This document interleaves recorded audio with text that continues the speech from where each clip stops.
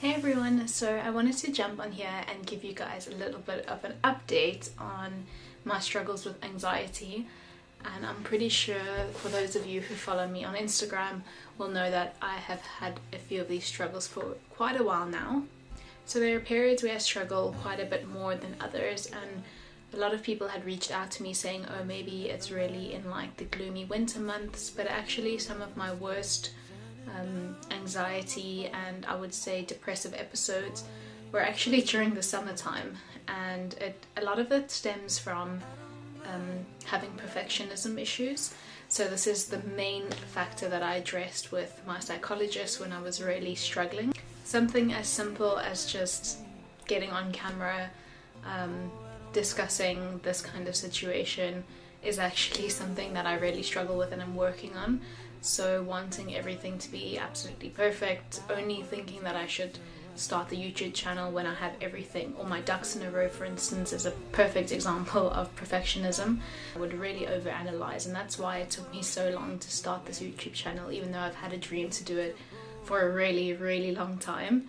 And I'm really glad that I have started it now. I really think that it's helping me to overcome these fears of it being perfect, and I really thought, okay, well, I have to now be an expert at editing videos in order to make YouTube videos, but I'll obviously, the more I do it, the better I'll get at it. So that's really the mentality behind it that I'm taking with me.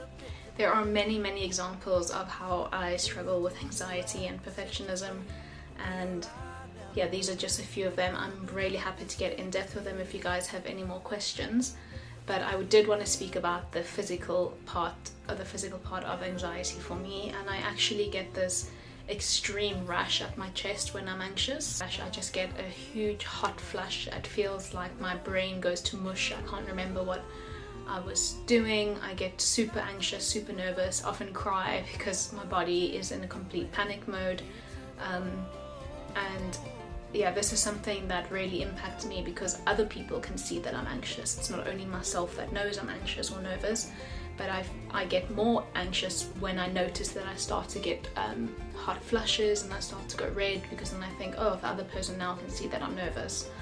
And then it just spirals and it makes it all so much worse. Something that really impacts me is the perfectionism issue, and it comes up in all aspects of my life, from my personal life to my work life to just everyday tasks. And I can give you a few examples of the most impact that it's had. For example, I get a lot of anxiety at gym, and there was a phase where I was going to CrossFit and I was probably the worst CrossFitter in the class, so a lot of people were stronger, fitter than me. I also have a back injury, so I wasn't able to do the workouts 100% at the weights that the coach suggested, whereas a lot of the other people in my class could do that.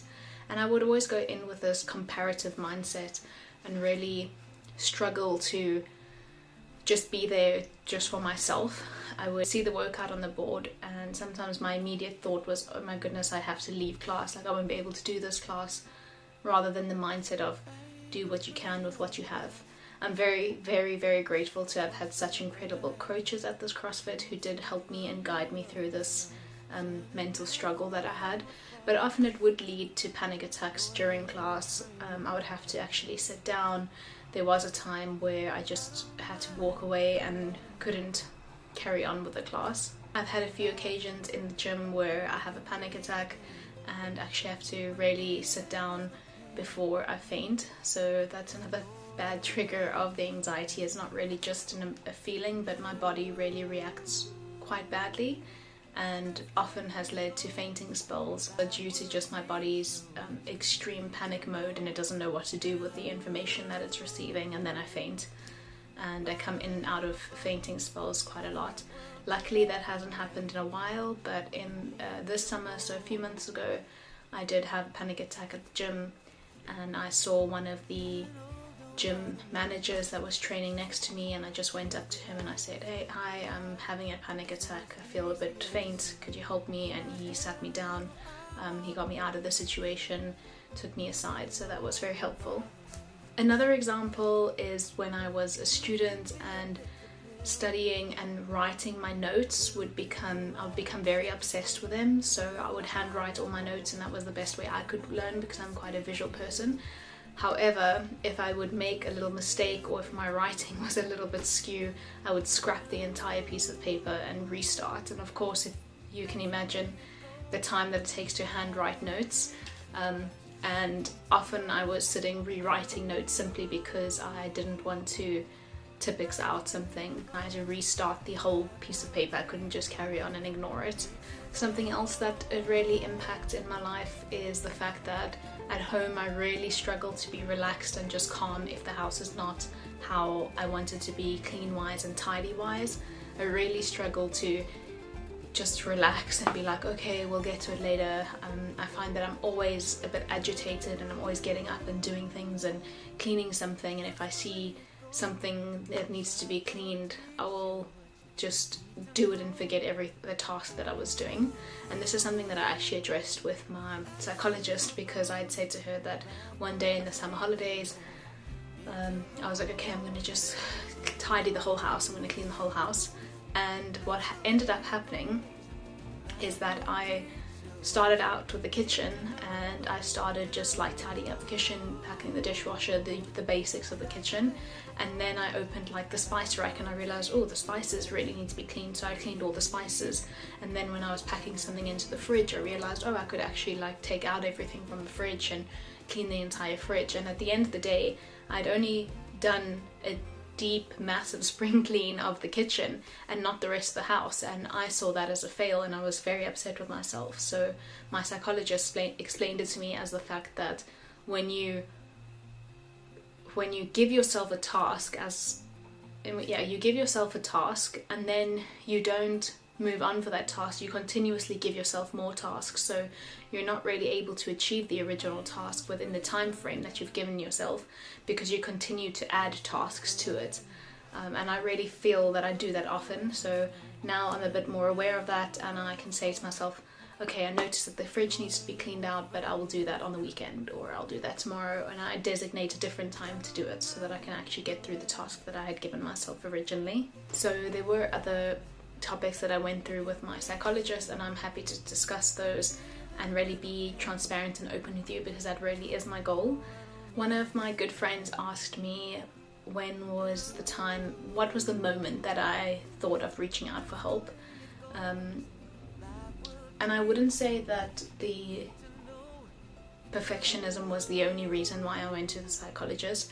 I think I didn't realize that a lot of my issues that I was stressing about and constantly feeling tense and overwhelmed by were actually issues of perfectionism. So when I was going to my psychologist, I went there just feeling like, I can't do this, I'm so overwhelmed, everything I do is just triggering me, I just feel like I don't know what I'm doing with my life. I'm obviously, being an expat is very difficult, leaving family, so I had a lot of up and down moments with that. And I said to my friend who asked me, what was the moment that you wanted to reach out for professional help? And I remember the moment precisely being, I said to Ryan, we're just lying in bed the one morning, and I was like, I actually just don't want to get out of bed, like I just want to stay here and just sleep. And I felt that I was constantly just wanting to sleep, and that was the only time that I could really just get away from like the pressures of society and reality, was just by sleeping. And I noticed that I was running away from dealing with any issues that I had.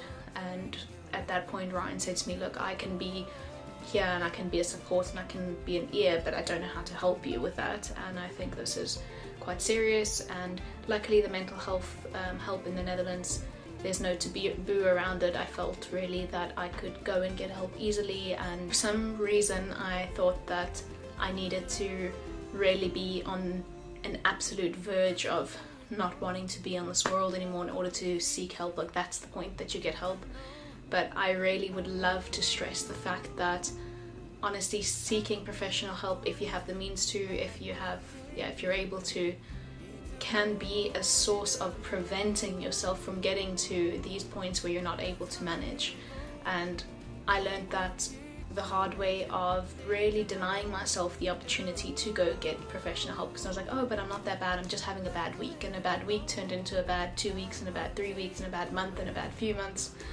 And yeah, it's really a matter of realizing that any issue is worth being spoken about, and it doesn't have to be this massively severe issue in order to go seek professional help. And I'm so glad that I did, because I really take away a lot of the lessons that I've learned from my psychologist. There are a lot of theories, methods, ways of thinking, ways of realizing what you're going through, which I'm of course happy to share, and actually would really like to address those and get into those if you're interested. So this is really just a general update on the anxiety that I struggle with, so that you guys can get a better understanding of where it all stems from. But I'm very glad that I went to seek professional help for it. It was about 12 sessions that I had over a year. They were very helpful. It was in quite a chaotic year of my life where I was ending my studies, I was getting married, I was starting to look for jobs, full-time jobs, so I was in a bit of a chaotic situation, and I'm very glad that I went to go get the help for that, and I'm able to bring those tools into my everyday life, and I'm more aware of them. So let me know if you'd like to discuss this. I have a lot of ideas of how I can share what I've learned, and also just be there, be an open ear for you guys, but as well as discussing this with you really helps me learn in the process. So thank you, and yeah, thanks for being here.